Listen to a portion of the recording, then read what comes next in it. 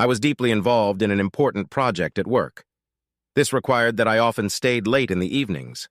My wife did not like this and was not at all shy about showing her feelings. Her temperament matched her red hair and our Irish roots. She didn't like cooking a delicious meal only to eat it alone. And, truth be told, I was a little mad about it too. Most days of the week, when I finally dragged my exhausted ass home, I was faced with the unappealing prospect of oven-dried leftovers. She was also afraid to stay home alone after dark because of a couple of burglaries in the neighborhood, so I bought her a Glock to keep in her bedside table. She didn't think she had to be alone all the time. She accused me of having some secret mistress and threatened to do the same. I snapped, and the argument got out of hand. I ended up falling asleep on the couch. Because of a project, I needed to get back to the office early the next morning. So, I left before she got up. Now that I had cooled down somewhat, I thought I would apologize and explain that the project would be completed sometime next week, and all team members, including me, were promised a nice bonus and extra vacation to compensate us for our efforts. Perhaps we could use this to get away to some hotspot for a while. I tried calling several times throughout the day, but each time the call went straight to voicemail, and she wouldn't return my messages. Each time I didn't get through, I felt my anger grow even more. Wearing the same clothes for the second day in a row didn't improve my mood. My head began to fill with unpleasant thoughts. I was thinking about leaving this bitch and our 7-year marriage. She would never agree to a divorce, and I wasn't too sure about that either.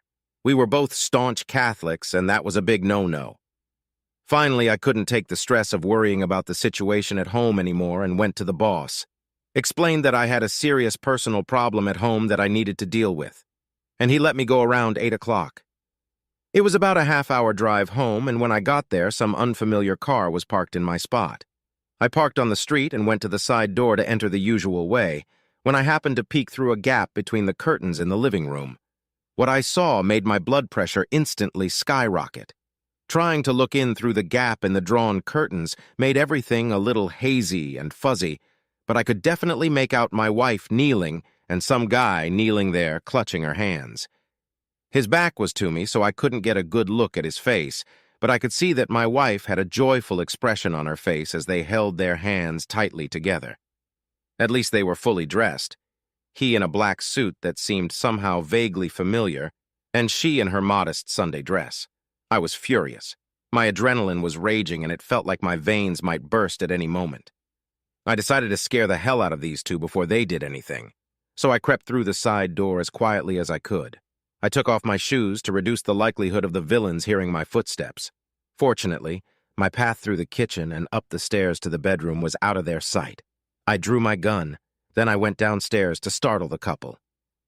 What's that old poem about, the most elaborate plans? Honestly, Your Honor, I really just intended to wave the gun around. I never meant to hurt anyone.